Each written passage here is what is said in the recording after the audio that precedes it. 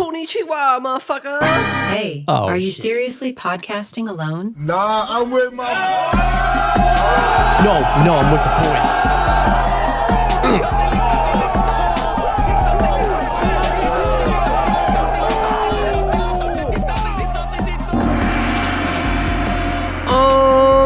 Oh yeah. So welcome to the party. Ich bin Nicola. Ich bin Nicola. Ich bin Jean.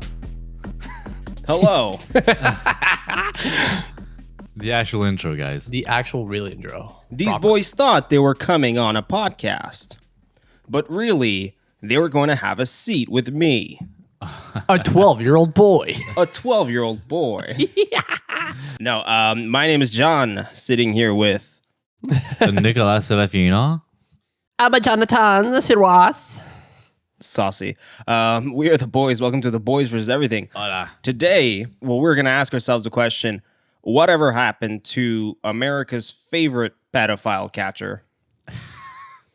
I've never once woke up in the morning and said, Or- wow, what happened to my world's favorite pedophile catcher? Maybe I shouldn't have that in the first minute. America's favorite predator hunter. There we go. I think we already lost our The episode. fucking YouTube's going to take us down in 2 seconds. Did they say I really pedophile? hate. I find that shit so stupid that you can't say like pedophile. You can't say pedophile? No. Really? That's what you got to call It takes you down the predators. algorithm. You can't say sexual assault. But it gets to And the we're point. just All the dumping out are- words that you we can't say suicide. We're saying all the bannable words right saying- now, but whatever. But like, We're the boys, and we're here to get banned as fast as That's possible. why people on say every like platform. people use like unalive for Unalive. suicide Really? or SA. That's what I was for telling you sexual guys. assault. You But one remember? thing I You don't remember our like- very first podcast? I said you guys. We kept talking about like the stories and stuff, and like some people would go crazy and then unlive themselves, right? And I would be like, guys, stop saying fucking suicide. Like we have to say like I unalive or know. some shit. Unalive. But then like we just kept saying suicide, and eventually I'm just like, well, we're I'm fucking just first against episode. it. I hate it. Yeah, I don't First like it either. episode, we're canceled. Well, it's like there's YouTubers now who to skirt that for pedophile, they say PDF file. Oh my god, Stupid. That's Jay. So fucking that's stupid. It's confusing. weird. And you know what? Predators, fucking retarded. Predators are like a really cool thing. It's What? like orcas. Oh, yeah, bro, you killer whale. you took I this agree. left turn and I you agree almost with got what he's yourself saying now. canceled. No, I actually found like a post the other day too that was really funny. It was like, I hate that pedophiles took over the word predator. Yeah, because like I would like predators- to be called a predator. It's really awesome. Like orcas are awesome. You know, jaguars are cool. It's like A cheetah. imagine like before they had To Catch a Predator, like somebody's gamer tag was like the Predator. Yeah, and then, exactly. And then like he goes on every game, and then just people are just like, you touch children. Well, you ever see that clip where like a kid is actually dressed like the predator, like the Yeah. alien thing, and his dad is recording? He's like, "What are you?" And he's like, "I am the child predator." He's like, "Oh, Yeah, I remember that. Shit. Adorable, but also fucked up. pretty funny." So yeah, today we're going to be talking about Chris Hansen. It's going to be a two-parter. This is part one, so we're going to be following the story of Chris Hansen and the rise and fall of his show To Catch a Predator. Or as they used to call him, Too Handsome. Can I ask something before we start like fully? Yeah. You guys have watched this show before, right? Like both. Yes. Yeah, extensively actually. I've never seen an episode. It used to be ever. To Catch a Predator, and then right after there'd be 2 episodes of America's Most Wanted. Okay. Oh man, so you were legit on it. I was on My it. parents used to watch it, but I kind of like it was in and out for me. As I got older, you know, you find out about the show and people re-upload it on YouTube. So my experience was watching it on YouTube. There was this like I don't remember what channel it was, but it would be that channel that would play it. They would play like To Catch a Predator. They play like 1 episode, and then there'd be 2 episodes of Americans Most Wanted. And then if you went right after to Docu-Day, I don't know if you remember that. It's like a Quebec. It's a Quebec TV station where they would play like true crime shows and like weird, like obscure, like police shows, but in French. So, but it would be like they would do like To Catch a Predator again, but it would be in French.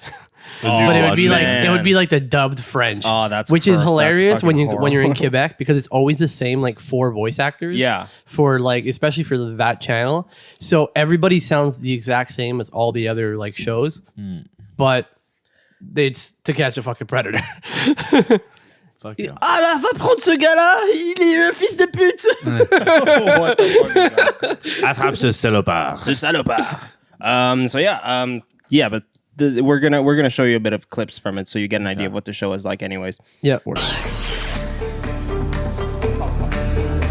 He's coming over here.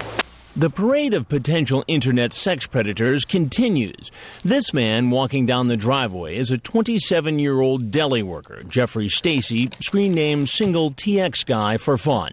He's been chatting online about having oral and anal sex with a girl he thinks is 15. He asked the girl if she will be naked when he shows up. I'm gonna go up and get ready, okay? Why does that look like an Wait at the Oliver bar Tree for like jacket? 5 minutes and then follow me up, okay? Okay. When I come out and confront him, Do me a favor and just have a seat right over there on the other side of the bar. How's it going? All right. Did you find a place to park okay? Yeah. What's your plan for tonight? Nothing really. Nothing really. like so many others, he says he wasn't doing anything wrong. You ask her if she's horny. What's wrong with that? You ask if she does anal. It's a question. I know, but you're asking a question to somebody who identified themselves as an underage girl. It's just talking. I don't see the internet and real life are two different things. What says on the internet doesn't mean that's what I really think. Why does it seem like he's trying to pretend to be Elmo? You, Jeff, if you didn't show up here tonight, where you thought... Somebody was like holding my balls the whole time. Well, I knew she was alone. Why would you be here? I mean, I knew she was alone, but that didn't mean much to me. It's like Mickey Mouse after a pack of cigarettes. Hey, Do you get why teen girls at a certain age cannot give consent legally? yes. When I tell him who I am, I'm Chris Hansen, and I'm a reporter for Dateline NBC. We're doing a story on adults who try to meet teens on the internet. he has nothing more to say. Sheriff's office, get your hands up, get on the ground! Nice. Yeah, it's the show. That's pretty cool. Bro, it really sounded like somebody was squeezing Mickey's balls. I know. He's known as the Mickey Mouse Predator, too. He's like, oh, I didn't do anything. Oh, why did you grab my balls? I can't use anal. It's just talking. So, Chris Edward Hansen was born in Lansing, Michigan in 1959. And Chris is a Detroit boy, which is pretty funny. Detroit? Like that. He's like, I'm from Detroit. He's like, I'm from the hard streets of Detroit. He's a hard motherfucker. Is it like back when Detroit was like an industry place? Yeah, or this like is 1950s Detroit. Okay, 1960s Detroit. He So it's grows not up the in. shootout. Yeah. Like No, you better it's wear a still bandana cool. or you're dead. Yeah, no, he's not 8 Mile. Oh God. There isn't much about his parents or his childhood except for the story about how he got into journalism. When Chris is 14, Jimmy Hoffa is kidnapped in a restaurant less than 2 miles away from where Chris lived. So he would ride his bike to the crime scene every day and watch the police, FBI, and reporters all doing their jobs. This is what lit a spark in his eyes for the field of journalism. In 1981, Hansen became a reporter for NBC while he's still in the university. He climbs up the ladder from this point on and it only goes up and up. This eventually puts Hansen on Dateline NBC, a weekly show where different news stories are investigated by various reporters, a la 2020 or 60 Minutes. This turns out to be really good for him as he goes on to win an Emmy for his reporting on the Columbine Massacre and a couple of other stories too. How far did we skip an age there? This is just kind of like a general overlaps of his career with NBC. Okay, but you said like I'm he gonna was go riding his bike to the scene, so he was young? Was very There's young? really not much about him. Like it's really just like jumps to like when he was 14, he rides his bike to the crime scene. That like kind of inspires him. Because that one seems like really fake. Like you got to come up with an origin story. He's like, yeah, well, I used to go to the chicken shop on Tuesdays, and I swear, like there would be so much crime on Tuesdays. I think his life before that was pretty fucking boring. Yeah, And then he became big on Then TV. he became Chris Hansen. right. He was probably doing like The metal man, the work, man. like 8 Mile. It's no. This guy went to school, lived with his parents. Went to Yeah, it's university. that's like really what you find. There's no I found like suburbs of university Detroit. pages just talking about him, and it's pretty much just like when he was 14, he rode his bike to the crime scene of this thing, and now he's a reporter. That's like the jump. So yeah, it Wasn't much else. fucking boring. Yeah, in terms just of early fucking life. smoking pot and shit. Yeah. But in 2004, Hansen found the issue that was going to put his name on the map for years to come, catching online predators. Yes. Yes. That's why we're here, buddies. Yes, a sir. predator hunting the predators. He's a predator of predators. He's like the orca. Him with his Yes, animal That's- reference. that's- He just really wants to bring it back to animals. He's like the predator hunting the gazelles. This gazelle thought it was going to graze the grass and get a nice healthy meal. Little did he know I was crawling in the bushes, ready to eat his ass. Hi, I'm Chris Hansen. Just wait till you hear Chris Hansen, all right? This is exactly what he sounds like. So, sting operations have been a method of policing since the 1970s. Whether it be for drug busts, selling illegal substances to minors, or solicitation, a child predator sting operation would go down this way.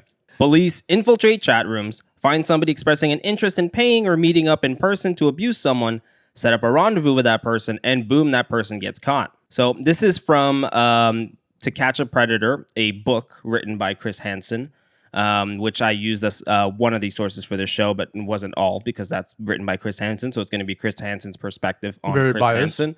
Yeah, there's some bias there, but some of it is pretty interesting. It was actually a pretty good book. And strong. It's a weird mix of like 50% of the book is actual behind the scenes stories and stuff like that. And then the other 50% is like cases of child predators that have nothing to do with the show. And it was kind of like, I guess it's just like fear mongering, like just trying to be like, this is why the show was important, guys. Yeah. And also being like, watch out for season 2. So quote, a lot of people had been banging the drum on the issue before Dateline NBC arrived on the scene. Advocacy groups, victims of computer predators, and even so-called vigilante groups had been trying to expose this years before the first To Catch a Predator investigation aired. Local law enforcement and the FBI had been doing stings in chat rooms before we started. On average, the FBI caught one traveler every single day. Traveler is the term the Bureau uses for someone who seduces a child online, makes a date, and then travels for the liaison. Wow, the FBI suck at nicknames. Travelers. Bro, you fucking travelers. Like, bro, I'm hitchhiking. You're a traveler, bro. Like, yeah. Police and sheriff's departments around the country have made occasional headlines about the teacher, businessman, or clergyman caught in one of their stings. Oh, shit. You think you guys can come up with a cooler nickname for the predators? I think Traveler's cool. You like Traveler? I'd be like Diddlers. None, but I mean, because it can't be too obvious. You make it like Dune. You make it a hunter-seeker. Ooh. But then it's still like too much predatorial. If it's a traveler, it's just like, what could that be? Call them cruisers. Ooh, a cruiser's nice. Right? But I think that's a gay thing. Wow. That is actually probably taken by the It might be We're taken probably by taken the by gay the community. gays. You can't take that. I mean, they're cruising to the hookup spot, Yeah. Traveling to the destination. trying to get some tail. So police would set up operations every now and then. Yikes! So police would set up operations every now and then, but no one had yet tapped into the potential sting operations had for entertainment. Circa 2003, Hansen came across a group of online vigilante child predator catchers called Perverted Justice. Perverted Justice, or PJ for short, was started by a guy in Portland named Xavier Von Erck. Here's a picture of him. Handsome. PJ, bro. Yeah, because everybody refers to it as PJ. That's fucking hilarious. There isn't much I could find about Eric's early life except that he was originally born Philip John Eade, and he changed his name after he and his mother fled from his alcoholic father to live on their own. He took the surname of his maternal grandfather Erck and added the Von. He just looks It like sounds cool. Xavier Von He thinks Erck. he's like Dr. Doom. he does sound He's like Victor Von Doom. I swear, as soon as you put Vaughn in between somebody, like I saw somebody, when I was working at the airport, that had a name like that. Like it had a Vaughn. Is in it the middle. German? And Yes. I felt it was so badass. Like I had to tell, but it was like an Indian girl. Oh, It was. I was like, that's so like out of pocket. She has Like, a German dad. somewhere. it was so. It was so weird. But by the way, that guy looks like a predator. I don't know if you want to see what. Kinda, yeah. If you want to Perverted see what we're Justice- looking at, there's the visuals. in The name Perverted Justice is a weird ass name. It is. Because it does. I don't think it says what they wanted to be No, saying. it does No, not. it totally means something. It Completely sounds like opposite. the justice is you being like something perverted happening to you. Yeah. They come like they're gonna fondle you. We're doing perverted justice to you. Yeah, I don't know. It's like, hey, because you did this, like we do some freaky shit to you, bro. So Erck and his mother shuffled from place to place over 13 times due to their financial struggles. Growing up, his meals would mostly consist of ramen noodles. He really likes Pez and soda too. What the? Yeah, he blogged about it. Like he made What a fun! He's like a 6-year-old. Because he had a blog and he would blog about like, oh my god, Pez is amazing. Like he has a whole. Maybe entry that's why on he that. was so good at catching predators. What is because Pez? he sounds like a Pez, 6-year-old. you know, the little candy that comes out of the head. Okay. Yeah. Not that Little good. toy. No, it's he. That's probably why he was so good at catching predators. Is because he sounds like a 7-year-old when he's talking about himself. His bed would be, quote, perpetually unmade. Xavier also spent years trying to track down his father over child support payments his mother never received. This would cause Irk to develop a, quote, low opinion of men. On himself. I don't, yeah. He also ran a blog called Evil Vigilante between 2004 and 2010 where he posted all of his thoughts. So here's from He's Evil really Vigilante. bad at names. Evil Vigilante. Evil Vigilante. Yeah, it's very cringe. So here it is. I figured I'd write about my social life. I have none. The lack of a social life is very... Surprise. Yeah. The lack of a social life is very relieving on a stress level. Friends are a pain in the ass. Typically, relationships more so. Think of how many... someone with no friends. Yeah. Says a man that's gonna become a fucking pedophile. Think of how many fights you get into with your friends, how much needless drama they cause. And that's the easy part. It's far harder to even make a friend in this day and age. Unless you're... Yeah, kind of sometimes. and that's... Yeah, sometimes. So, and that's the easy part. It's far harder to even make a friend in this day and age, unless you're stupid and will befriend anyone, as there are so few decent people to talk about the weather, let alone what book you read or what movies they have recently seen. That's our entire friendship, That's yo. literally our That's entire why friendship. we're friends. This is what you work through. Yeah, it's fine. Friends are also wonderful for rapidly changing their personality and becoming abhorrent people to speak with. Myself, I don't change much. I change some opinions, may change my mind from time to time, but there's a lot that doesn't change. A few examples of things that just don't change. I hate parties and will not attend them. I refuse to dance. I like to stay home. I do not eat vegetables. I do not get drunk, do drugs, or smoke. I do not speak with strangers in public settings. I do not flirt with strangers or ask people out on dates in general. Now that's a man who can't party. I'm just saying. I'm the most fucking boring person at a party. Ew. I like to argue. Like somebody we know. I mean, what? I like to argue. I like to argue is one of them. Tattoos and piercings are annoying to the point of physical disgust. I dislike almost every male I meet. Bro, this guy either become whoops, I was gonna say school, but he's fine, you can say he's it. gonna become a shooter, like a mass shooter, or he's gonna become like a really fucking horrible person. That is a small list of what would be a larger list if I took the time to write it. Those elements have been in place since I can remember. I have 1 or 2 friends in Portland. Neither I have known for more than 3 years. My friends have a shelf life of about 5 years. Then they burn out and are no longer friends with me. Yeah, maybe because you're fucking depressing, brother. Suck, dude. Sounds like the fucking dickhead. Like He's in his fucking basement writing paragraphs about how fucking terrible he is. How he hates vegetables. You're Yeah. a grown ass man. I don't like all vegetables, but I don't write about it. yeah. It seems to me, it really feels to me like the male equivalent of like astrology, you know, like blaming astrology on shit. Like, oh, it's because I'm a Leo, you know, so this is why I don't do this or whatever. And it's like, no, you're an asshole. Like you're suck. an irritating person, and this is why you don't get along with most people or whatever. You know, That's like why that- they don't last more than 5 years, because you just don't have the patience for yourself, let alone other people. Most people just don't like you. Yeah. Like that's the point. Like that's the end of the story. As one of my favorite characters in cinema, William Somerset, Morgan Freeman's character in Seven, once said, quote, I found that anyone who spends any significant amount of time with me finds me disagreeable. The fact is, I am not an enjoyable person. This At is least the- he knows. Seven is a great movie. Seven's a great movie. It's an absolute banger. But to quote that's a bit weird. It is weird. It's like the most out of pocket quote ever. It is very random. I am content to stay at home, watch movies, eat ice cream, play video games, fight online groomers, and write boring blog entries. They didn't say that on Seven.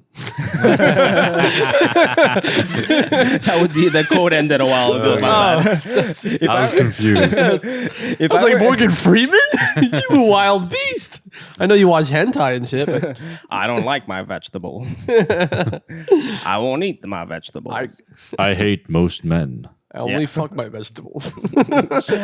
If I were to be taken out to karaoke, I would sit there and eat good bar food and watch others sing. I will not sing. I do not sing. I would enjoy myself, but others would not enjoy my presence. If I were to be taken out dancing, I would sit at a table and watch people dance while drinking Pepsi. If I were to be taken out to coffee, I would probably sit and remark on how weird it is to sit and drink coffee. It's a pretty weird thing to do. This man has the most random details. Like I know. Give it a word for right. This guy better be important to the story. Yes. Like, there's brackets because guy. I cut out like chunks of paragraphs. This dude really just ranted, like a really boring dude ranting about what he believes in, but then also like being very descriptive about what he likes. Like he wants people to be like, "Wow," because this is the like, and the reason I do is because like just to show you the type of person that goes into something like this. Yeah, really gets into like perverted justice. behavior. Yeah, and the worst is that these people get a lot of praise for what they do because and they're stopping pedophiles technically, but like. It takes somebody weird to devote that much time to doing that, pretending to be a child online. He's like the equivalent of like the Twitter warriors trying to cancel people. Mm-hmm. You know what I mean? But it makes sense though, because he is basically a child. So he doesn't have to do much to pretend. The coolest part of this man is his fucking fake name. Xavier Von Erck. That's so true. The fucking nerdiest thing, right? He picked his name well, but his life. Hey, I'll jump. Trees are trees. It'll be brown. so. I will continue to live my life the way it is set up. No friends, no real activities, nothing. A life that must seem crushingly boring, devoid of interaction, and stale. The only life for myself, really, pleasantly boring, drama-free, and stressless. I need not burden others with my old school habits, and others need not bother me trying to get me to change them. A wonderful agreement between life and myself. It stays away from me and I stay away from it.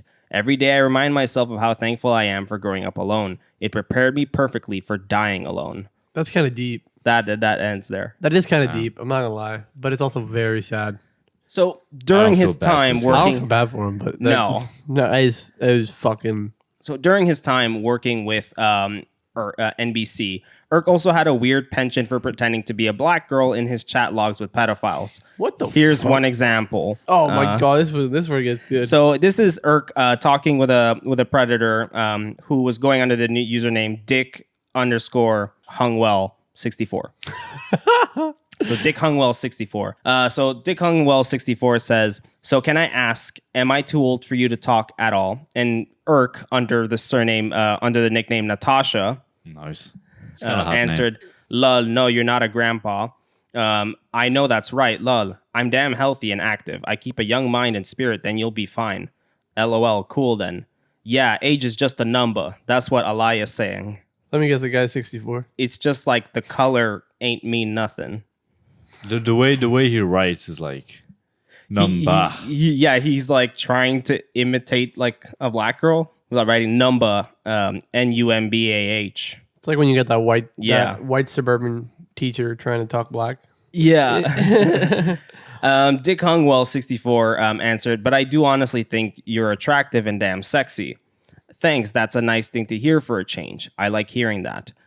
Dick Hungwell again, "Well, it's only true. I think you'd hear it a lot." Natasha says, "Nah, it's tough online. Not many black guys and a lot of racist guys. So I get called all sorts of names." And then in parenthesis, Erck adds, "This was actually not true. Playing a black girl in Georgia, I stereotyped ahead of time thinking I would encounter a lot of racism. I didn't get one racist comment. Weird."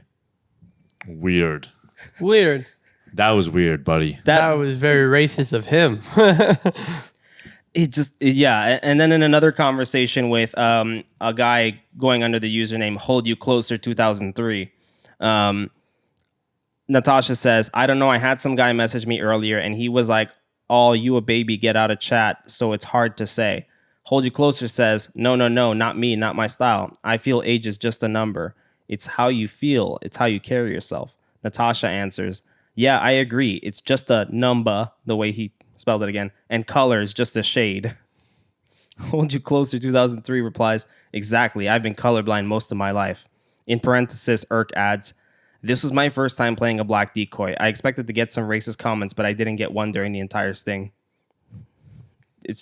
It's a weird like thing weird to say. choice. It's weird because like it's like you wanted racism to happen. You wanted racism, yeah. It's this weird cosplay. It's like I'm in the skin of a black girl today, and then it's like, well, I'm getting ready for racism. It's like, dude, like The dude is trying to sleep with you. He's not gonna fucking slur words at you. Yeah, I don't know what he was fishing for with that, but it's just a weird detail about him too. That's just like It's very odd, man. So yeah, around 2003, he had worked at a bunch of tech support jobs before one day deciding to drop out of college and start Perverted Justice. Irk was fed up with hearing about child predator cases in his area and decided it was time someone did something about it. Irk started his own sting operation from home, where he posed as a minor on chat rooms to lure out predators and post their info on the Perverted Justice website. This got the attention of a website called Cruel.com, which is no longer running. Cruel.com had a section dedicated to punk-style segments where the pedos that Irk would expose on PJ would also be posted. So like all their, like a screenshot of their info, residence, all that would be posted online. Can I just say something? Like, if you look at this from, let's say, like a stranger's perspective, we have no backstory about this guy, right? But like, you stumble upon his computer, right? In an incel basement, completely dirty, with like cans of Coke everywhere. You know, he's a him in Pepsi a tank top with like Cheeto marks. Did you give us the wrong? Is this the pedophile? Oh wait, no. Right? Oh, you're the guy who caught him. Because you look at his chat logs and you're like, wait, so you're posing as a small black girl, like Weird. You know, like that's weird. Thank you for the pedophile. Out of context of like the end story of it, where like he goes out to like make sure they get caught.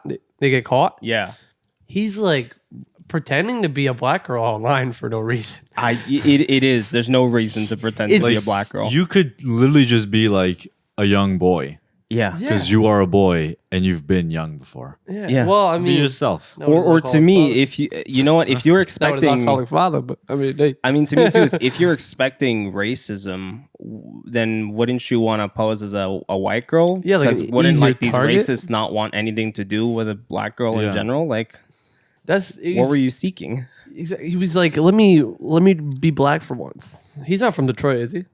No, okay. He's from a little bit everywhere. I forgot, but yeah. Anyway, after that fucking big ass bio he went through, like we still don't know where he's from. I know he doesn't like vegetables. He doesn't like fucking vegetables. That is what I know. And Pepsi, he likes Pepsi. He loves Pepsi. And he must. Of course, they all love Pepsi. He must live in Quebec. They always love Pepsi. That's the Pepsi demographic. It's their drug. Yeah. That's why I like Pepsi so much. I like being a young black girl online. God. So this caught the attention of or this is why I like being a young black girl online, because I like Pepsi. What the fuck? What the fuck does that have to do with anything? John doesn't work at the airport. He spends all day pretending to be a black woman. He's a black girl online. What's your black girl name? Huh? What's your black girl name? Latish. All right, let's move it on. Yeah, there's nothing here. This caught the attention of Dennis Kerr, aka. Okay, Latish Cosby. Shut the fuck up. Oh yeah, shout out to our guest Bill Cosby, who's on the wall. John's only Bill Cosby record is guesting on the pod today. Prized possession. It's not allowed to speak. I can play it for you guys. No. So this caught the attention on of the Patreon. Shut the fuck up.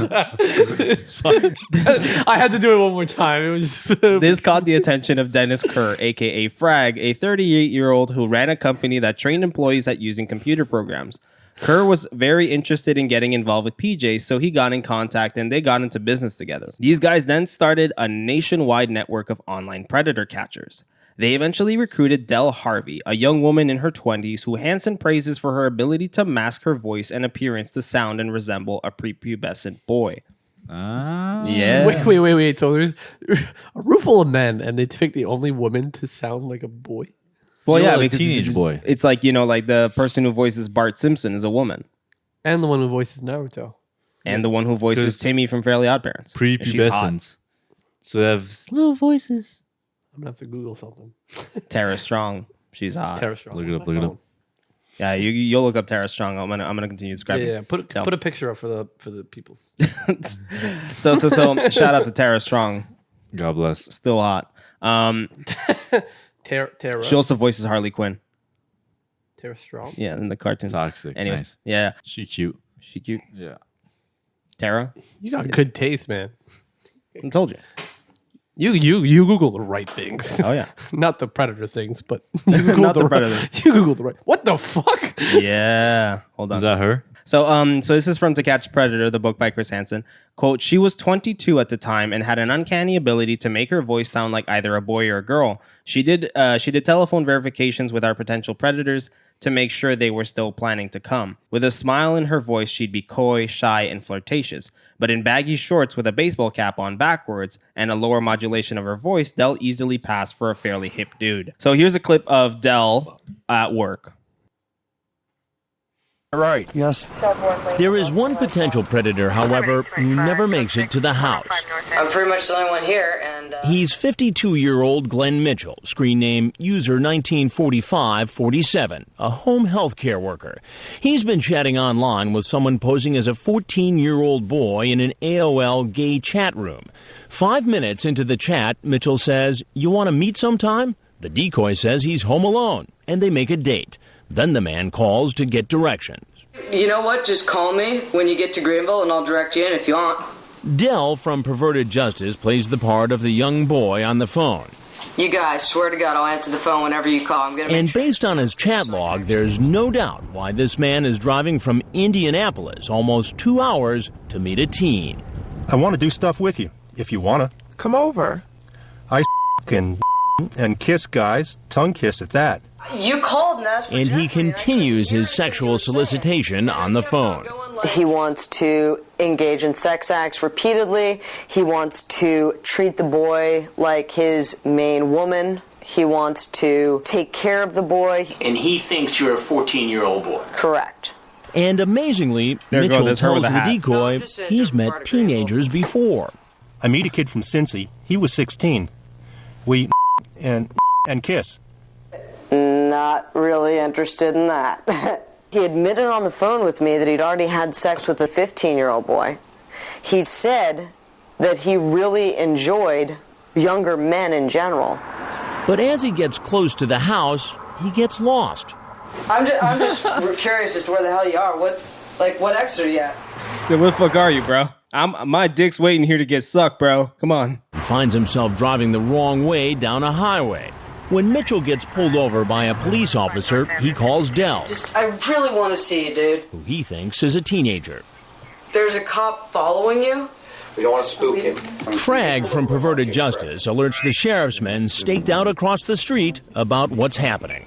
So the sheriff's men radio the officer making the traffic stop and tell him what's going on, and to let Mitchell go on his way. So they said this is the softest stop in the world, and he's free? So you tell him to go back? No ticket, no nothing. 70? But after the encounter with police, Mitchell says he's too scared. Can't you just lose the cop and come tonight? I've got all decides night. to head home. Damn, what that's a Dell. random encounter. She does a good teenage boy. Yeah. It's really funny. There's a lot of clips where she's like, she's got the baseball cap on and she's walking out like in a hoodie to see them and shit. Damn. Yeah. There's like one clip where a dude spots her, turns around, and she's like, "Where are you going, bro?" She like runs out like. Because she does have that face where it's like, if she hides her feminine things, she really does look like a dude, like a younger dude. She does, yeah. She puts a baseball cap on. It works for her. And Dell brings like a bit of professionalism. Like when she gets there and sees Frag and Irk, they're goofballs. Like they're weirdos just doing this chatting thing, and a lot of times they're going in weird directions where it's kind of like we want to troll them. I just feel like her, like that on that one specifically, where she was like insisting really hard, was like, like kind of bait. You know what I mean? Like we're gonna talk about that. Yeah, we are gonna talk about. She goes that. like too far. Like how do you say like a 14-year-old boy wouldn't be like, "Yo, come over!" Like come on, bro. Just what the dish fuck? the cops. Like I only have all night. But actually, teenage boys are pretty emotional like that sometimes. Yeah, but like, come on, bro. I thought you were coming to suck my dick. Fuck. Yeah, it was like, fuck, man. What do you when you said I want to blank and blank you? What do you think he said? I want to play Monopoly and do Legos. Dude, I was gonna say Yahtzee. They're gonna play Yahtzee. We think alike. Good John. So the work of Perverted Justice is not widely accepted by law enforcement at first. Here's from To Catch a Predator by Chris Hansen. PJ has been criticized for tactics that some have called overly aggressive. Some police agencies don't think any civilians should be involved in this kind of work, and there are vocal opponents on the internet of anyone monitoring conversations in chat rooms. PJ was also criticized early on for outing the men caught in its stings before they had a chance to have their day in court. Once a man had an explicit chat with a decoy and made a date for sex, PJ would post the man's name, picture, and other personal information on its website, exposing the man to potential harassment and those close to him for humiliation. So Chris Hansen and Dateline NBC got in contact with Perverted Justice in 2004 and set about doing a special investigation story in which Dateline would set up an arsenal of hidden cameras in a dummy house. PJ would lure out the predators with their decoys, and Chris Hansen would be the face of the sting operation, confronting the predators and interviewing them. They called this special To Catch a Predator. Was that his like breakout role? Well, for Chris Hansen, yes. Because Chris Hansen secretly likes orcas. But how fucked up is it for like them? They're like, ooh, let's get this guy. Like, let's try to do it like one more, like more professional. And then immediately after, he like snakes them and starts his own show, which is To Catch a Predator. I mean, no, he has Perverted Justice on board through and through the whole show. Oh, okay. Yeah, and there's a reason for it too. Well, Perverted Justice would do a lot of the... They do that background. work. Yeah, exactly. NBC was already late to the scoop of sting operations of this nature. This concept had already been done by TMJ, another news network. And it literally is the same format of the show, basically. Dateline pretty much saw TMJ's formula and straight up copy-pasted it and slapped on a catchier name. But what really made Dateline's To Catch a Predator stand out is its host, Chris Hansen. The man. He's got the charisma. The man, the myth. The first TCAP investigation was shot in Long Island and later aired under the title Dangerous Web. For the first shoot, they got an average-looking suburban house and rigged it with 6 hidden cameras with the crew of Perverted Justice and Chris Hansen shacked up in one room. Imagine they did like Big Brother but with all predators. And they just put like one child in there. Everybody gets to the house at the same time, but the kid is hiding. Yeah. So wait, imposter. One of these men is not a 14-year-old boy. Which one is it? Which is it? And then you just see that other girl with a baseball cap. Like, what's up, guys? What's up? What's up, dog? Yeah, exactly. Are you guys here to touch some guys? Chris Hansen comes out and he's like, I'm sorry, but the audience has voted 38-year-old Larry is not the 14-year-old boy. He's like, God damn it. I really thought I'd win. And then he goes outside and you hear, whip, whip. Oh. Where you going, boy? So on the first day of shooting, Chris got stuck in traffic on the way to the decoy house. Fucking quote, nice. I was stuck in traffic on the Throgs Neck Bridge en route to a sting operation in a suburban home on Long Island where potential sexual predators were about to arrive. My producer, Lynn Keller, was frantic. If the predators got there before I did, it could sabotage the whole operation. Oh my God. So if they hit the right lights. Exactly. Imagine they get there at the same time. It's like, were you here? Why are you here? And he's there with his camera, like, fuck. On top of going into his first investigation like this, Hansen was also worried that... Did you say Cranston? Yeah, I was going to say Cranston. That's hilarious. Hansen was also worried that no one would show up, that the predators would sniff out a trap and turn away. NBC was putting a lot of money on the line, like in the 100,000 mark. Oh, damn. Which is big back in the day. Needless to say, Hansen needed these pedophiles to come through for him. But would he get like more than one pedophile a night? Like what's... We'll get into it. After 2.5 days, they ended up catching 18 would-be predators. Yeah. But it was not a cakewalk either. These investigations entailed being shacked up in a room over long hours, often going up until the early hours of the morning. Not to mention the fact that it was so disorganized that oftentimes Chris and his producer would be shuffling through different transcripts because they would print out the chat logs. So Chris and his producer would be shuffling through different transcripts as the predators were walking through the door.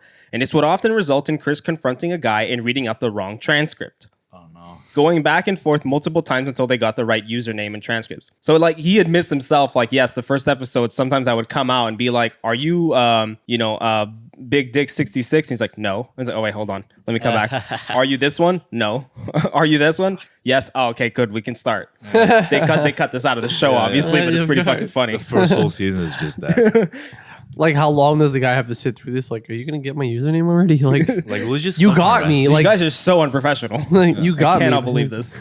Can't believe you gave me an appointment and you're not adhering to the appointment. Should I just cuff myself? What a at way this to make point? you feel so unspecial too. It's not even set up for you. There's like, no, we're doing like 10 other guys today. He's like, yeah, you're not the only one we got. I'm like, oh man, I thought it was. There would also be moments where they double booked predators, and one predator would be in the kitchen with Chris while another one was pulling up to the driveway. So Chris would have to rush the predator with him into a hiding spot to evade being made out by Predator B. Chris is such a whore.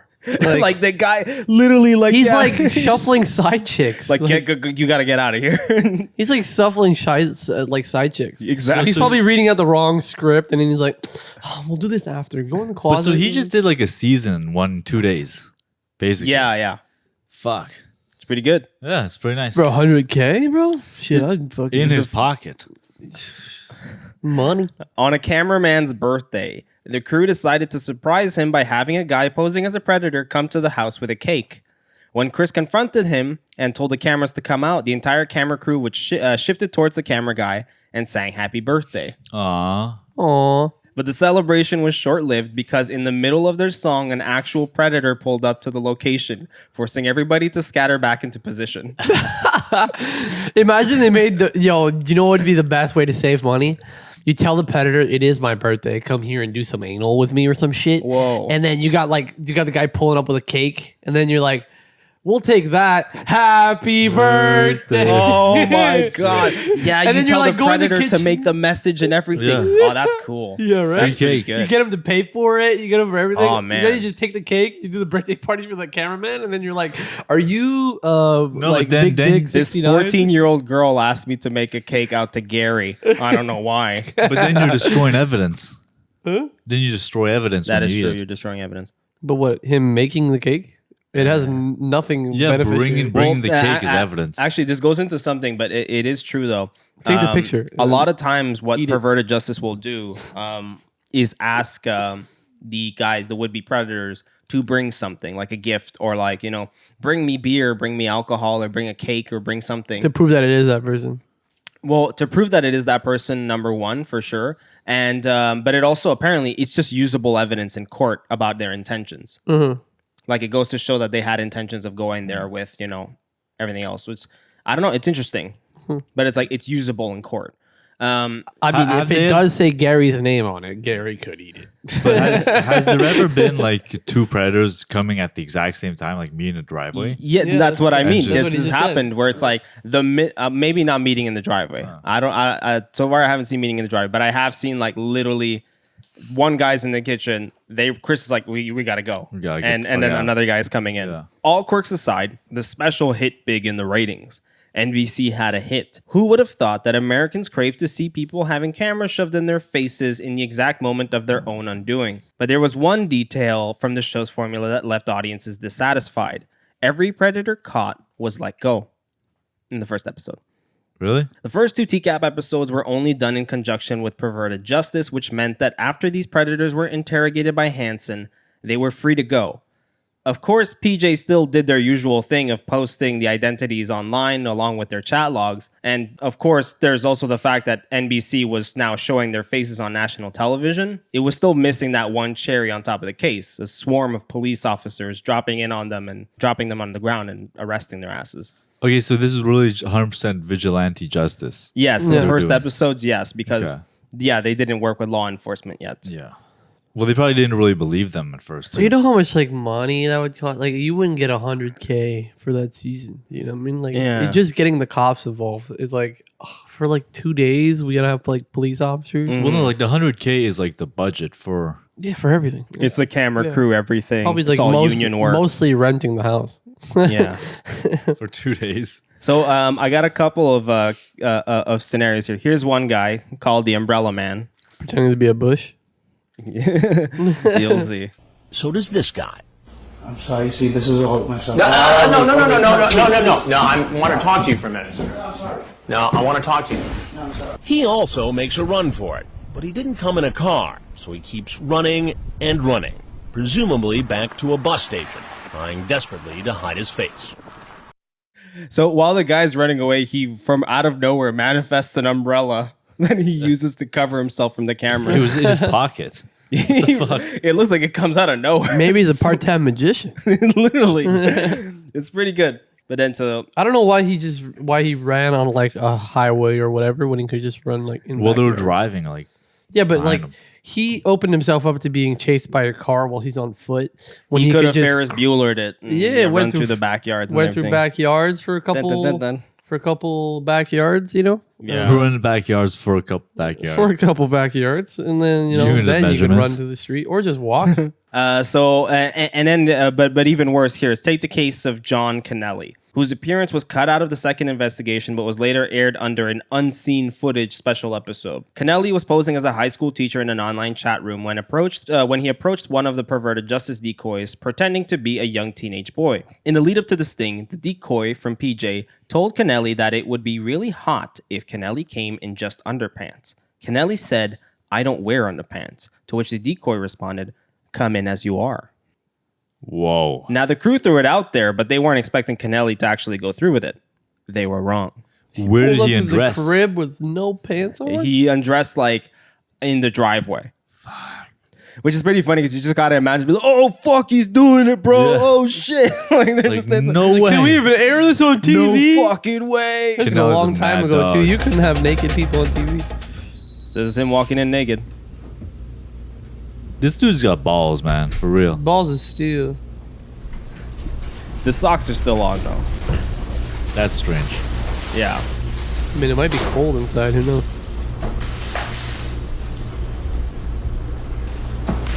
He brought like some sort of thing for the decoy.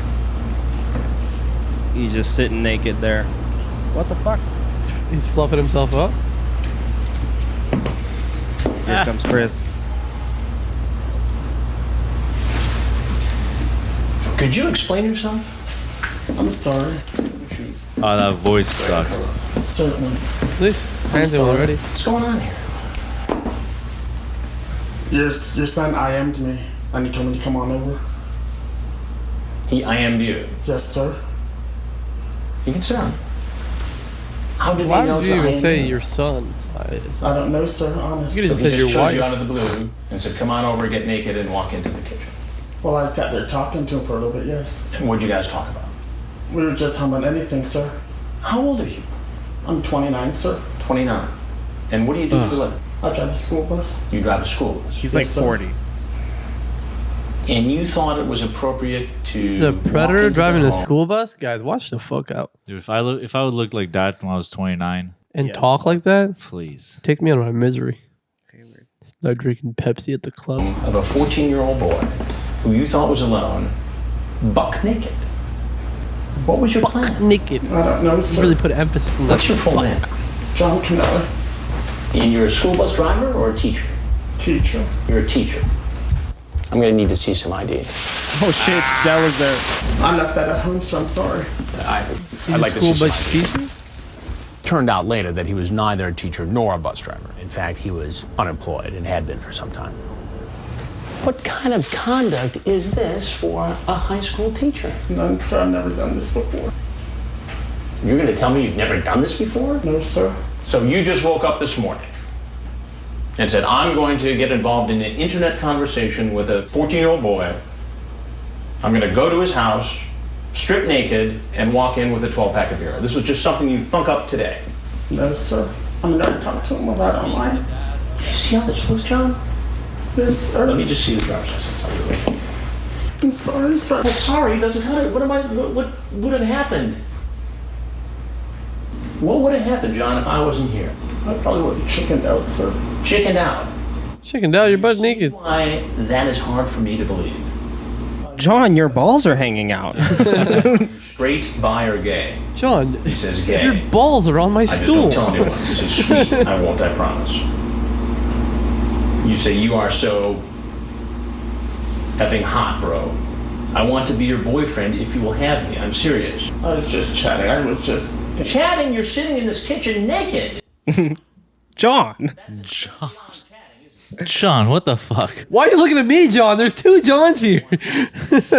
You're more likely to do something like this. Me? Not even close. I'm too cautious. It would have to be Asian. Don't say that. Like, anyway, John is one of the guys who is let go and is allowed to walk away from this. Oh my gosh. All right. That's fucking hilarious. But that's And reason John's he's now sitting in his living room with We us. just call him Canelli, please. Canelli? John Canoli? Calling him John is really weird. So when we're both Johns. here's the thing, right? What's really funny, and what Canelli is one of the reasons why they get law enforcement involved. Okay, because this is why, right? This is the second part of the episode. Later in the episode, this happens. Wait a minute. So let me get this straight. So they're talking about a meeting? Nobody has ever gone through what that man went through when he got to this house. But now this is just amazing. This guy leaves our house, shirtless, holding most of his clothes.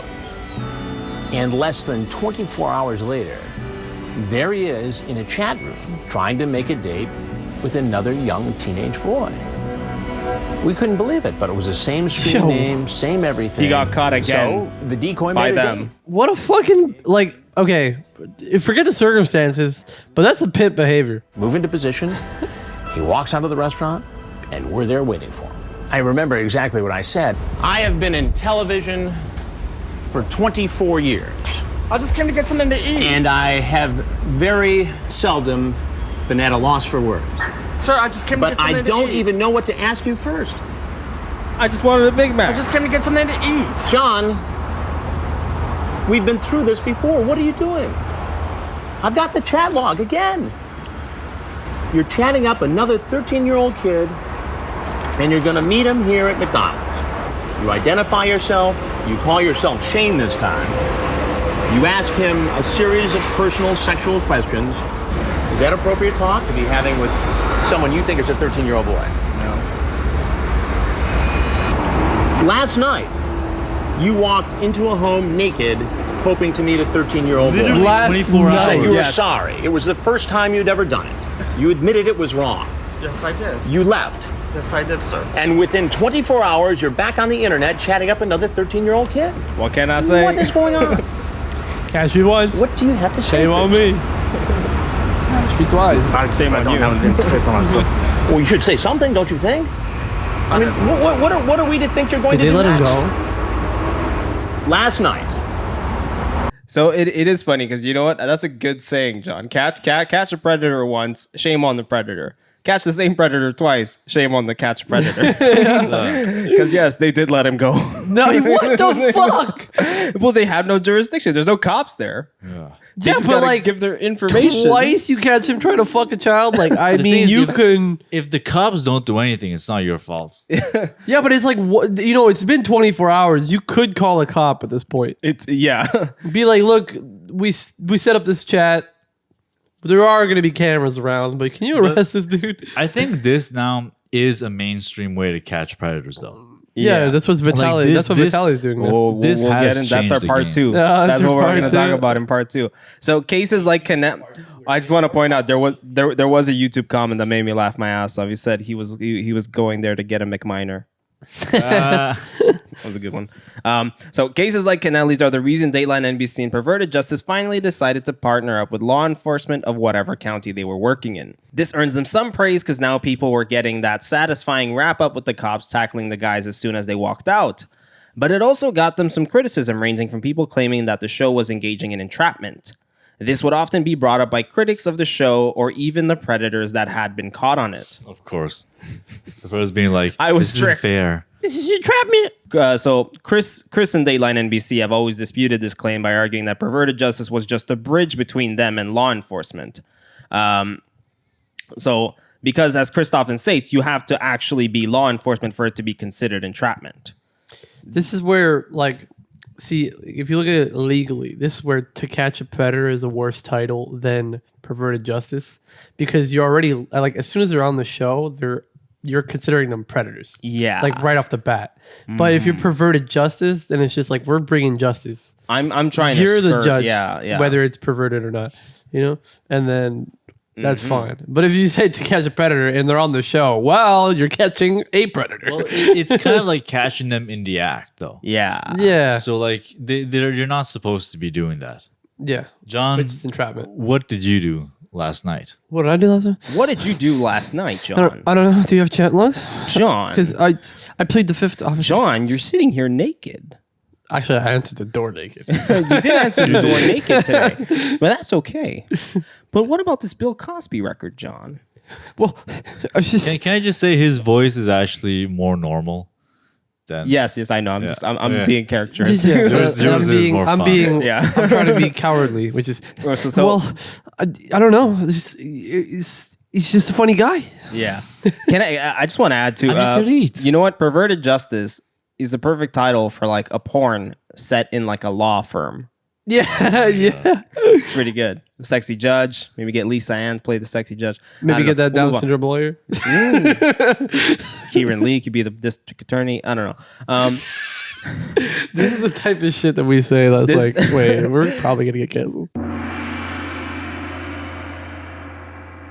The entrapment argument hasn't always held up, as they had some cases where would-be predators were caught and a judge would drop the charges claiming the sting was entrapment.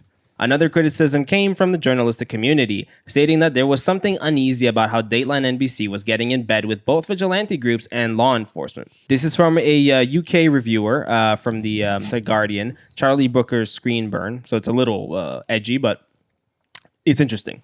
So, quote, the overpowering whiff of entrapment, for one thing, the collusion between reporters, vigilante groups, and police, for another, and that attractive young actress who greets them by the door. Make no mistake, she's hot, and at 18, she's U.S. legal. Presumably, someone at To Catch a Predator HQ sat down with a bunch of audition tapes and spooled through it, trying to find a sexy 18-year-old who could pass for 13. Because they do later get a actress who's like 18 to play like a 13-year-old. Well then if she does webcam stuff. The person is legal. The person that they thought they were talking to is legal. Yes.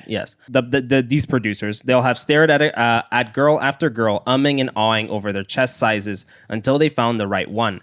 And like I say, she's hot, but if you fancy her, you're a pedophile. Okay, this is like I really somebody ruled 34 to catch a predator. This really went far, yeah. I really hate this kind of journalism where it's like they just create this whole fictional like story where it's like this could be this, true. And then that. And then this, and then it just goes way further. Go write a book if you want. You know? This is like when you rule 34 to catch a predator. You know what I mean? Yeah. But it's also, this isn't journalism anymore. It's no, like it's just like a real raunchy like critique that people. But it is in that neighborhood where like, you know, there's a critique of that, but like people starting to accuse the show of like, you know, also kind of engaging low key in that behavior. Yeah. But it's weird.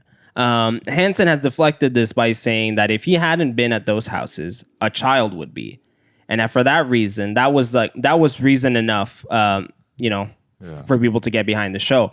But in 2006, the show was about to cross a line that would bring the whole show down.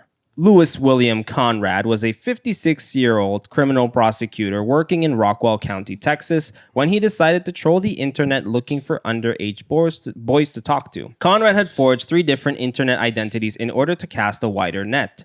It just so happens that one of his catches was about to catch him right back. Did he really catfished To Catch a Predator? Yes, sir.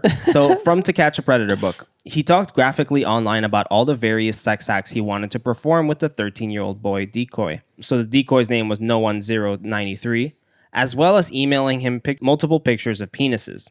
This is from their chats. So Conrad, I want to feel your cock. 0, it's right here. Do you shoot a lot? Not telling. You're so cute. Well, I just wish you had said you'd come over, then not call. I don't know what that means. Or nothing. Conrad, I know, I'm sorry. I'll have to make it up somehow. 0, you should, and you know how. Conrad, maybe you can fuck me several times. Heh heh. That is cringe. 0, I'll forgive you the moment I see you. I promise, in person. Conrad, has anyone sucked you? Just talking about this has me hard. He even had similar conversations with what the fuck is this guy trying to catch? Trying to reel in the big that's fish? for damn sure. Mm-hmm. Jesus. He even had a similar conversation with the decoy on the phone. The sting operation took place in Murphy, Texas in November of 2006. The police chief of Murphy had recently made a big deal about starting a war against sexual predators, saying, quote, this is gonna put the city of Murphy on the map. Murphy's city district attorney even advised against letting Dateline NBC do a sting operation on Murphy, and with good reason, the police department was not in control of how the predators were lured. All of this was in the hands of perverted justice, not even NBC. On top of the DA, Murphy's citizens were also very much against having this take place in their neighborhood. The house chosen for the operation was only 2 blocks away from an elementary school, and there were often cases where predators would speed off in their vehicles while cops pursued them with guns in hand. Murphy police ignored the loud reluctance. They wanted to be badasses for a day, like the other police departments they'd seen on To Catch a Predator. They executed the operation. 23 men are caught during the operation. 2 of these men are from Murphy. But there's one man who does not show up to the bait house, Bill Conrad. It seemed as though he got spooked, or maybe he was all talk and no action. So here's a clip from that episode. What a coward. Oh, and you're going to see the boy who was hired. There's an actor who was hired to bait Bill as well. Yeah. So you're going to see him. He's kind of funny. 26-year-old Louis William Conrad Jr. is a prosecutor in a neighboring county. Whatever you'd like to do. He's been chatting on the phone with an actor hired by Dateline and online with a decoy from Perverted Justice. And there's little doubt about what's on his mind. He sent penis pictures. Frag from Perverted Justice alerts police. He got pretty sexual on the phone and it's recorded. We're chatting with him right now. I'd like to if you let me. The phone number he gave us traced to his home phone. Using the screen name InXS00, the 56-year-old chats with a boy who says he's 13. The prosecutor pretends to be a 19-year-old college student, sending these pictures of a young man who looks like a model. The decoy acts suspicious. You're hot and in college. You can get all the guys you want. Why me? To me, you're hot. Why? I like younger. Really? Like for boyfriend or just sex? Both. Later, the prosecutor sends pornography to the decoy. Is that your Yes. It looks huge. Please don't trade it, Luke, okay? No, I swear. Yeah. Wow, is that your cock? Wow, is that your cock? The readers for Dateline are really They're funny. fucking weird, They're dude. so bad. It's like that. It's what makes the show pretty funny, too.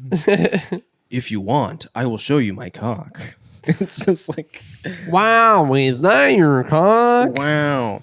Throughout the day of the operation, Perverted Justice worked with Dan Schrack, an actor they hired to play a 13-year-old boy, calling Conrad and baiting him to come. Dan was an actor who usually did musical theater, but was offered $5,000 per day to work on To Catch a Predator. Shit, I'd do that. That's pretty good money. Yeah. he had the vibe of a theater kid. Hi, I mean, if you wanna, like, this is very funny, very Shakespearean. So this is from an Esquire article that was fucking bussin', very good. So here's just a bit, article. Yeah. So this is just like one of their conversations here. Did you leave yet? No. This is Conrad. You didn't. Sorry. So did you leave yet? No. You didn't leave yet? No. Are you gonna come or not? Dan Schrack drenched the last line with all the petulance and neediness he could muster. So the final syllable stretched out like taffy and leapt at least an octave in pitch. Are you gonna come or not? Like that, you know? The desperation sounded genuine. It was 3 p.m. on Saturday, and this was their third investigation in as many hours. Schrack had likely concluded their first investigation with an invitation to come visit him here at the decoy house, and Bill Conrad had accepted. He'd accepted, and then he never showed up. By this point, everyone in the house, including Schrack, knew Conrad's real identity, and by this point, the same question was on everyone's mind. Was he going to come or not? Yes, I shall, said Conrad. Well, when are you going to come over? Well, a little later. A little later? Yeah, is that all right? Yeah, I guess. Early Saturday evening, Detective Patterson, one of the cops who was working with the show, asked to listen to the tapes of the telephone conversation. The voice was familiar, but he couldn't be sure. Does he have a son? Sons often sound like fathers anyway. A voice wasn't enough. Something like this, somebody like this, you've got to be extra careful. You're talking about law enforcement taking down law enforcement. You've got to take extra precautions, but the way things have gone these last few days, what with the overzealous made-for-TV cops outside and the real TV people here inside, Detective Patterson wasn't all sure that the necessary precautions would be taken. As the evening wore on, Detective Patterson learned that Bill Conrad had stopped responding to Dan Schrack's phone calls. He'd also stopped responding to the AOL instant messages, and that the Perverted Justice chat decoy was sending. The IMs were starting to read like semi-literate poems of longing and anxiety, with Non-Zero saying, I tried calling you a lot and you didn't answer. And I cried because you're so hot. So they're like really trying to bait his ass out. They're fishing him out. Yeah. At a little later, after 9 p.m., Detective Patterson overheard Lynn Keller, the lead producer of To Catch a Predator, discussing Bill Conrad with another Dateline employee, trying to come up with different strategies they might employ to lure him to Murphy. Detective Patterson was the only law enforcement officer inside the decoy house, and at that moment, standing there listening to a couple of civilians devising ways to lure an assistant district attorney, he was beginning to feel very uncomfortable. He felt as if he was being made party to something he was not at all sure he wanted to be involved in. Finally, he approached Keller, told her that as an officer with the Rolette Police Department, he felt obligated to call his boss, the chief of police, and give him a heads up regarding the whole matter brewing with Bill Conrad. Lynn Keller stopped him cold. You're working for Dateline now, she said. Oh, no. That's fucked up. You're always a cop. So Cops work for the cops. That's really fucked up to say. So you're not a cop anymore? Conrad never showed up. Nevertheless, Murphy police determined that the conversation between Conrad and the decoy was enough to convict him in the state of Texas. TCAP tried to arrange a meeting with Conrad, but he did not show up to that meeting. So the TCAP crew thought of a perfect finale for their Murphy episode. Conrad being arrested in his own home, showing that nobody gets away from To Catch a Predator. But you can't do that shit. They got a warrant for his arrest the next day on November 5th, 2006. Dateline NBC showed up to Conrad's house with cameras and police officers at 8:30 in the morning. Why would you do such a risky thing to a district attorney? Mm-hmm. Which is stupid. Well, I mean, it looks like it's panning out, though. It's when not going to. When police knock at his door, Conrad does not answer.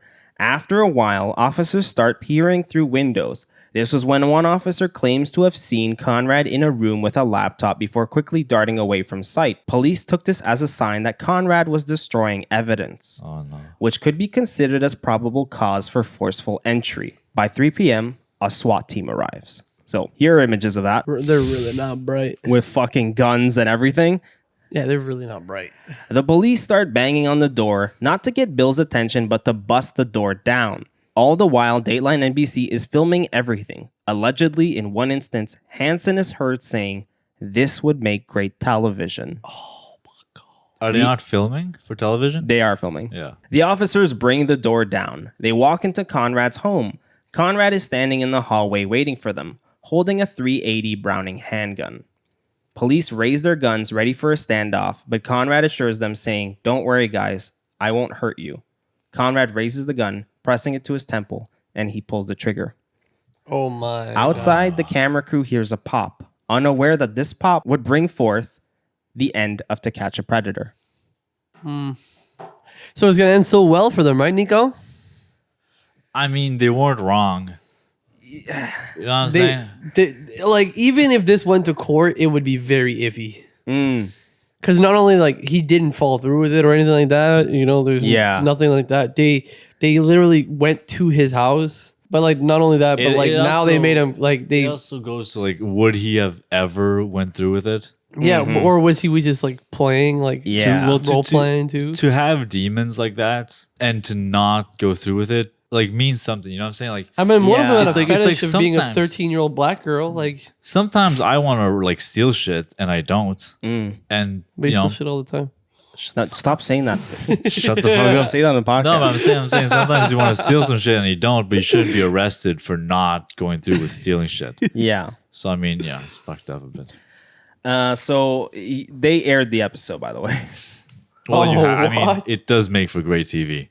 Let's be honest. With a little, with a little desk pop in the house too. You know what though? Because like every show always makes it seem like, oh, this is gonna be like the craziest shit. This is the craziest shit. This is the crazy shit for A sure. sergeant who's known the prosecutor for more than 20 years knocks on the door. We really hoped, as they knocked on the door, that Mr. Conrad would peer out through the peephole, through a window or whatever, and he would see a face that he would recognize, and that he would easily open the door and talk, and then we could approach at that time and say, fence jumping. "This is why we're here." But Conrad never comes to the door. The police, however, can tell that he's inside. They can see a TV and a computer are both on. Whoa, look at him, it athletic appeared as though boy. someone was right there just a short while ago. Yeah. Maybe watching television, working computer at the same time. Since police suspect he's inside, refusing to answer the door, the Tyrrell police call for backup. We're on the phone now calling the attack team out to get them in line. Okay. We're apparently going to have a little bit of waiting period because, Well, you put together the tactical team. The police wait outside Conrad's home about 45 minutes until the tactical team arrives. The tactical team ain't very punctual. There's still no sign of Conrad. The officers line up in formation and head to the back of the Whole fucking house. army, basically. Then we hear a faint crack as the officers force their way in. Yeah. He had a nice house too, man. It Yeah, sucks. he had a barn. Pretty dope house. Nice little barn. I don't like the colors that much, but Yeah. Well, I mean, colors is changeable. The land and all that. I mean, no one's gonna notice the Blood mess Nobody's gonna notice the mess with inside. those colors. But that just means the house is cheaper. our state. Sorry, man. I'm a businessman at heart. are you looking for some new real estate? We are, man. Yeah. We look on the Spooky police real the estate. police website, the auctions. On the dead people places. Oh yeah. And nothing little fucking Mr. Clean can't fix. So here's from Esquire again. By the way, I just want to shout out to Esquire for that article because it was written by Luke Dietrich or whatever. That was his name. But the article title is one of the most badass like thuggin' article titles I've ever like read for something like this. It says that tonight on Dateline, this man will die. Damn. That's the title. It's pretty damn cold. Damn. It's pretty good. So here's from that article. Chris Hansen outlines the scenario he prefers to a crew member. Quote, well, I mean, there's going to be some controversy, Hansen says. So it's better that he did it as they were coming in as opposed to the noise of approaching emergency vehicles swallows the rest of his words. Damn. Spooky. So we don't know. Bro, imagine you kick down the door and you drop that line. Yeah. Tonight Tonight on Dateline, this motherfucker gets lit up. Yo. In the aftermath of Conrad's suicide, Murphy Police and Dateline found itself in hot water. Conrad's sister sues NBC for $105 million. Sues NBC? Which is equivalent to $154 million today. Sheesh. Which ends up getting settled out of court. When Murphy's judge and prosecutors look at the compiled evidence from the sting operations, they deem a lot of it to be invalid and skirting the lines of entrapment. 16 of the cases were not prosecutable due to the fact that the defendants were from other counties. To put it into perspective, law enforcement working with a group like Perverted Justice is a defense attorney's dream. When evidence provided by a vigilante organization is used in a court of law, that organization is going to be held to the standards of government organizations. And more often than not, these groups fail to meet the standards of thorough government organizations, which in turn helps defendants make better cases for entrapment or tampering with evidence. Yeah, because it's the chain of custody of it. Like everything you do sucks. Yeah. And also less provable because it's not like you're fucking filming everything. You're only filming what you want to film. So to make matters even worse, Perverted Justice refuses to give up all their chat logs, claiming they had gotten lost. And Dateline does the same with some of the footage. Wow. Okay. There's some sketchy shit there. It's like you go to court. Let's say you go for like a traffic infraction, right, or something like that. You get into a car accident, and then you go to court, and then you're like, "Well, this is like my edited footage," and you're like, "But you can't see the unedited footage." And it's like, so what did you cut out? Yeah, what'd you cut out? You know, it's just like. But it's weird because clearly this man did do something, right? Because he wouldn't have killed himself. So he clearly like did talk to this kid. That or also he's a criminal prosecutor. So he's probably just worried of also getting into the system. If, he goes to prison, even because like this just solicitation, this is enough. Solicitation will put you in prison. Yeah. It could put you in prison for like up to 2 years or something. Also, you lose all your job. You lose your job, credibility like on the spot. But as soon as you're accused for something like that, even if you did it or didn't do it, the immediate assumption of every human is you did it first. They had a rabbi they caught early on in the show who I think his name was like David K or something like that. When he was sent to prison. It was funny because like in prison they love to catch a predator.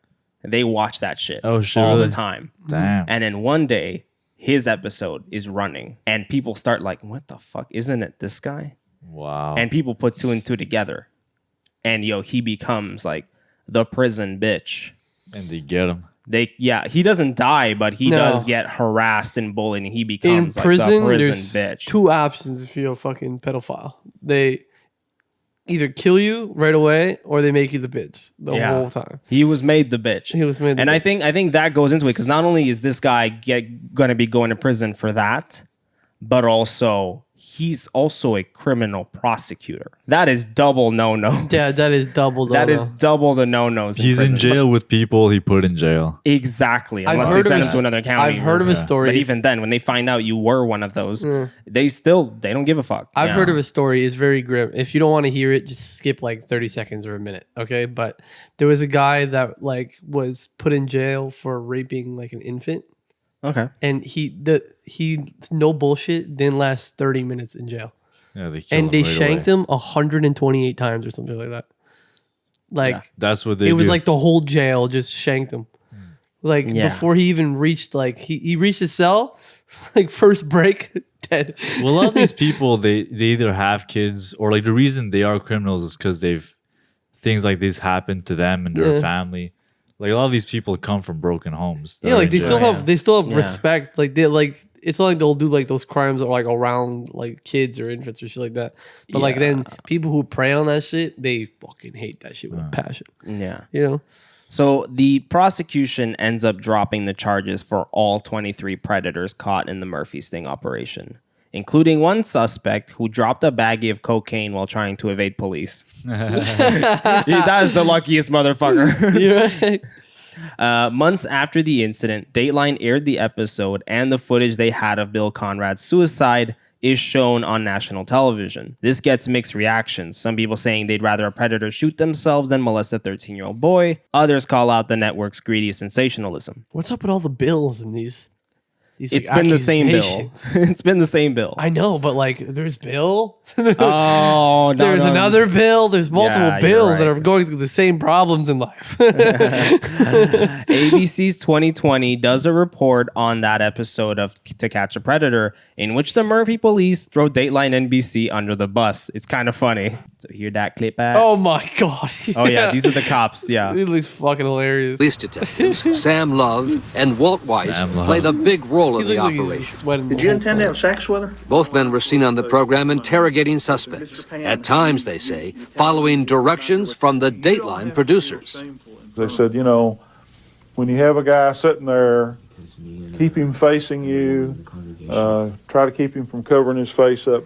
Love and Weiss have since quit the force in disgust and have come forward to reveal how they say Dateline's production requirements, including officers wearing hidden TV cameras to get shots like this, became more important than proper police procedure. By God, when they wanted the camera in place, it was there. When they wanted certain things carried out that made it easier for them to put the television show together, by God, that problem was addressed. But the criminal cases were secondary. 2 more days. There was nothing wrong with having a sting operation in Murphy. There's nothing wrong with putting a child sexual predator behind bars. But you can't do it sloppily. You can't do it recklessly. There's I something. hate how he talks. They got a goober vibe about them, though. Yo, they look for like real. goofballs. It's like Dumb and Dumber type vibe. It's like, okay, if all of this was wrong, why didn't you like say anything? You know You're what they the feel law like? enforcement. Why? How does this network have this much authority over you? You know what they feel like? Exactly. They feel like Hitchcock and Scully from Brooklyn Nine-Nine. They do. exactly They fucking do. That's a perfect assessment. Yes. They're like, oh, this was terrible, but like they paid me well while I was there, but then they stopped paying me. Because this shit to me is really them just like, well, we know we had nothing to do with that. But like, yo, these guys were 100%, we're going to look so badass on television. They probably just didn't have face for TV and they got moved. And even the district attorney was calling them out, called out the cops involved in, the one who called the SWAT thing. Yeah. They said it was like the dumbest, most bumbling cop move to do. Because it was super inappropriate and not necessary. And the reason they did it too was because He would look they cool had on they had TV. fucked up one like earlier that month, or they didn't like they didn't act fast enough, and like a murder happened. Okay. And so He was like, they were just trying to cover their tracks and, well, they were trying to get their reputation back. Yeah, but the motherfucker with the tag team, you didn't need a fucking tag team. You don't need a tag team. It's one guy. Yeah, and then you waited 45 fucking minutes while the guy destroys evidence. Like, you're fucking stupid. Well, and this is the thing. We don't know if he was destroying evidence. This was just what they said. Yeah, but like, regardless, it's the assumption. If your immediate assumption was that he will be destroying evidence, that's why you need a tag team, then why you go for the tag team? You should be going in immediately. You know what I mean? Unless you're voiding a warrant by just breaking in. You should just become a cop, man. Huh? You should just become a cop. I'm just saying he's stupid. In Murphy, they don't do it right. So advertisers end up pulling out of NBC, not wanting to be associated with such a controversy. To Catch a Predator gets canceled. Oh no. There is one thing that's also funny is they were talking shit about, by God, if they wanted a camera, there's gonna be a camera. Yeah, But they're saying like we have a body cam. Yeah. Which is like, no, that that protects cam. you, actually. Yeah, it is funny. This was years before the body cam thing happened. And these days, they have to have a body cam. Yeah. To protect us and them. I couldn't knee the Predator in the back like I wanted to. Yeah. You know, like... I couldn't hit him with a baton in his legs and make him cripple for a week. So, desperate to capture some of that magic in an advertiser-friendly manner, Chris Hansen elects to host a different series of spin-offs of the To Catch a series. There was To Catch a Con Man and To Catch an ID Thief, where Hansen would go after fraudsters and people who stole identities. Ooh, yeah, that not as fun. Chris Hansen in like 2024 to catch a jaywalker. To catch a jaywalker. Yo, bro, you know what, bro? You know what? I'm telling you, there's one more spinoff, and you have no idea. You're kind of close. Hit us. So these shows did not take off, but even more ridiculous was the third and final attempt at a spinoff called To Catch an Eyejacker. So To Catch an Eyejacker aired in 2008, and I have a clip of it. The fuck? You're gonna love this shit. It's ridiculous. What the fuck is an eyejacker? iPod. Our predator investigations in an undercover house, but tonight we go coast to coast on an undercover road trip. Good evening and welcome to Dateline. I'm Chris Hansen. It's a fucking RV. It's all about this little gadget worth its weight in gold. Everyone, it seems, has their eye on an iPod. And all across the country, iPod thefts are a growing problem. What can be done to stop these eyejackers? Tonight, we catch some red-handed.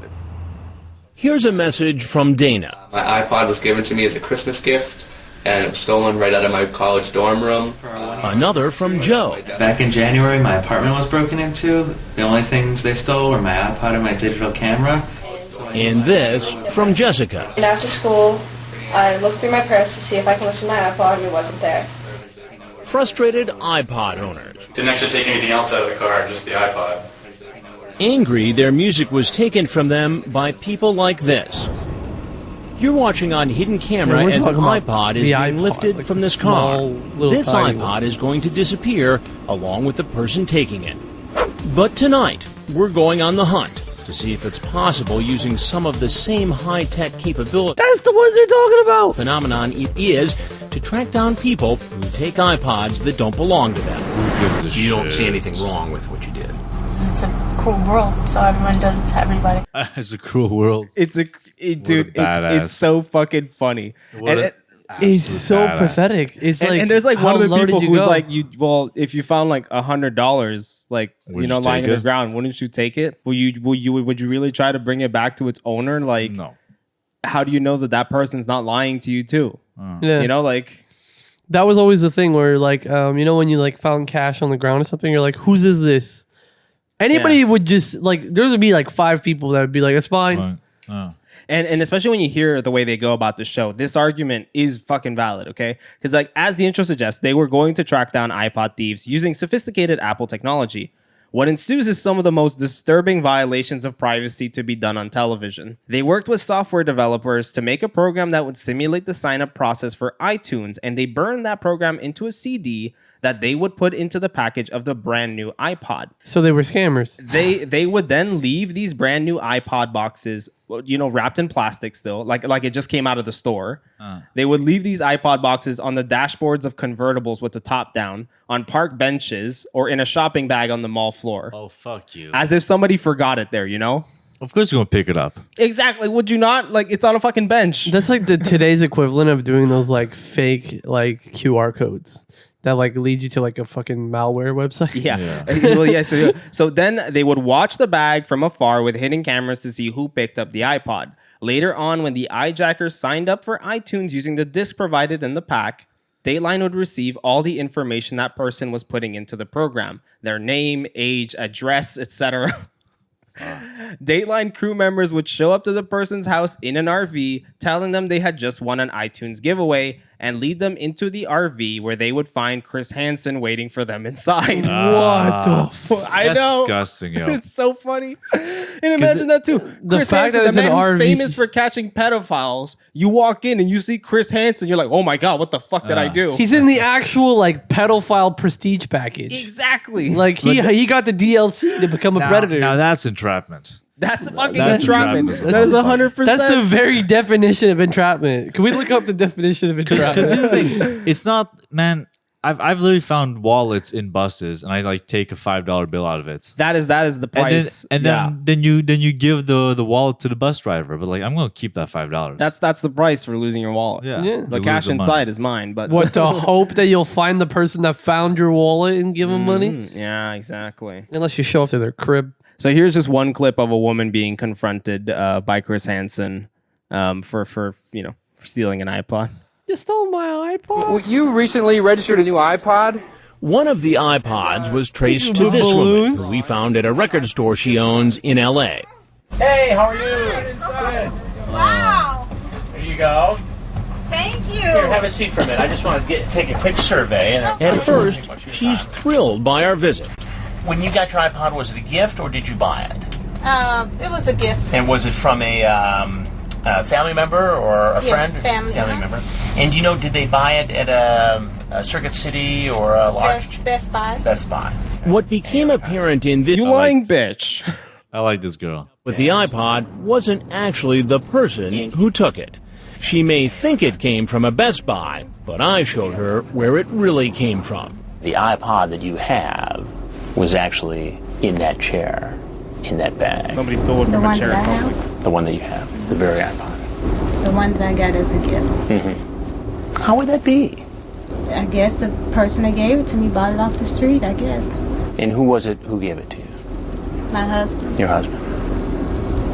So But he's... I don't know where he got it from. Got it. Now, I'm not saying you did anything wrong here. Poor husband. Or accusing you of anything. But there are a couple things that you need to know. And one is that I'm Chris Hansen with Dateline NBC. Right. And we're doing a story on stolen iPods. I am shocked. I'm shocked. Really shocked. The husband like was trying to do something romantic, and he just fucked it all up. I know. On her way out the door, she gives us back the iTunes gift card. I take it. Are you sure? Yeah. That's just mine. Later, she calls. Her husband tells her he bought the iPod not at Best Buy, but at a flea market. Like, come on, man. That's so shitty. What a waste of a show. He was just trying to do a nice gift. And you know what? It's funny. It turned out to be a real iPod. Flea it's market fine. iPod turned out to be real. So he got a good price on an iPod, but now they fucking bummed her out. Yeah, that sucks. Fuck this guy. Yeah, pretty fucking stupid This is idea a really for show. shitty show. I know. So, Perverted Justice continued to do their thing for a couple of years, but then there was drama amongst Von Erck and one of his volunteer hackers, a guy named Bruce Raisley. They were no longer friends. Bruce and Xavier, yeah. As it lives out. Bruce and Xavier had a falling out, which resulted in Bruce leaving PJ. Erck did not take this well and decided to get revenge on Bruce by posing as a woman named Holly online and and he catfished Raisley for months. What a fucking petty ass thing to do. He knows he's gonna be doing this again. This is hacker warfare too. This is nerd warfare. Rolling Stone and Radar Magazine covered the whole embarrassing affair in articles, which got spread around by other outlets. Bruce retaliated against these media outlets by manufacturing a virus and sending it to over 100,000 computers. What a pussy. He cost all the websites involved over $100,000 in damages. Raisley was sentenced to 3 years of supervised release and ordered to pay $90,386 in restitution. When nerds get mad at each other. Oh my god. In 2013, 52-year-old Chris Hansen was caught having an affair with a 30-year-old intern at the station. Good for him. He is fired from NBC. Good for you, man. He continues to do investigative journalism here and there, but as much as his reports are engaging and important, they do not put him in the spotlight the way To Catch a Predator did. But all was not gone for Hansen. For the amount of kids he's saved, let him cheat. You know what though? 30-year-old intern is not like a bad look. That's not that bad. It's not a bad look. It's like you're still handsome. Good job, man. You're still Chris Hansen. Yeah. You got me, man. But all was not gone for Hansen, as a particular website had started to grow exponentially in the last couple of years. And it would become a platform in which Hansen could maybe once again ask predators to have a seat. I'm talking about YouTube. In the next episode, we will talk about how Hansen brought his show to the internet age and how his legacy would go on to inspire countless amateur copycats who became just as dangerous as TCAP was in Murphy 2006. And his iPod show also created pranks. On the next episode. Wow. So that's it. There you have it. Fuck yeah, Chris Hansen. What a legend. That was long. It was long. But it was fun. It's funny because I've literally never I've heard about this show for so long. And I've never actually seen a full scene of it. So it was interesting. There's some bangers. There's some funny episodes and shit. There's some that are definitely funny. There's a lot more naked guys who pop up. Really? Yeah. Wait, so he wasn't the only one? No, there's 2-3. That's kind of impressive. The balls to just be doing it, and then he's just I don't know. Mm-hmm. I don't have an explanation. Dude, you're I just thought it was gonna be very hot in here. But that brings up the question: how many other boys has he met up with? Yeah, pretty much. What was he up to now? Yeah, I would like to, before they come in, it's there's they walk in and then they have that still in black and white. Yeah, and it shows his victim count. How many times he's been on To Catch a Predator? That'd be pretty funny. That'd be fucking. It would be pretty funny if To Catch a Predator would run under a cat. They should go back to it being a catch and release thing. We're just you fucking idiot, we caught you again. We caught you again. You fucking goofball. Self-proclaimed bus driver teacher. You fucking dimrod. It just says underneath self-proclaimed bus driver teacher. Oh my god. Well, all right then. Thank you everybody for listening. My name is John. You could catch me on Instagram at Director John Ramirez. I also make movies at Deadtime Media, and follow the Instagram for the show at BVPod and TikTok BVPod. I'm Nicola. You can follow me at nick.serafino on Instagram. And I'm Juan Dos. Just like the show, give us some love. We put our all into this, a whole lot of energy into this. So we appreciate you and thank you, John, for the episode. Yo, a lot of research, and fucking hilarious. September, and especially the next one's gonna be hilarious. Dude. September's the month of pedos, baby. Yeah, baby. pedo All right, month. take Y'all care. have a good day. Bye bye. Pew, Love pew, you. pew. I just want to get something to eat. Yo. I just want to get something to eat.